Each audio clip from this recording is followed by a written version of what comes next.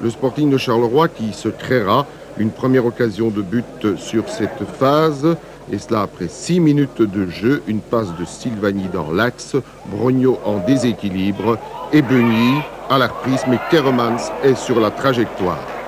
Il faut attendre la 20e minute pour voir Vervoort menacer Matthijssen sur ce coup franc. Charleroi sauvé par le poteau. Rebelote 3 minutes plus tard, toujours Vervoort et cette fois, c'est la bonne, 1-0. Le ralenti nous permet de bien distinguer ce fameux rebond fatidique à beaucoup de gardiens.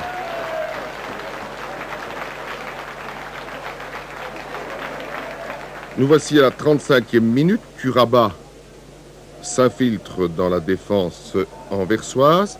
Il va servir Brognaud. Brognaud qui tire en pivot, mais Keremans est toujours là.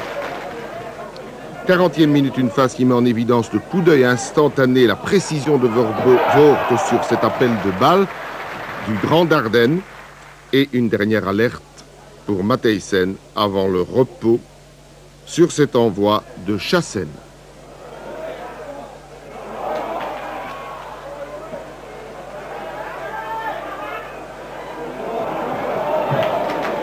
On rejoue depuis 30 secondes en deuxième période et il faudra toute la vigilance de Peter Keremans pour enrayer cette percée de Bosch.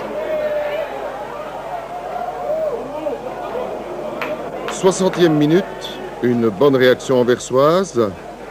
Elle part de Ngombo.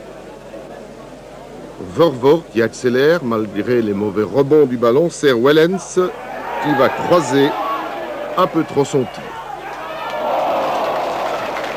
On retrouve Vervoort omniprésent pour Ngombo. Le centre de ces derniers et Vossem ne passe pas loin de l'autogol. À la 70e minute, le gardien Carlo Matthijssen devra encore anticiper, et d'ailleurs très bien, sur une reprise de Wellens au premier poteau. 3 minutes plus tard, Charleroi hérite d'un coup franc. Manifestement, les Anversois ne sont pas attentifs. Momens en profite pour glisser à Van de Ven, qui voit l'ouverture. La frappe est instantanée. C'est un but partout et un résultat finalement logique.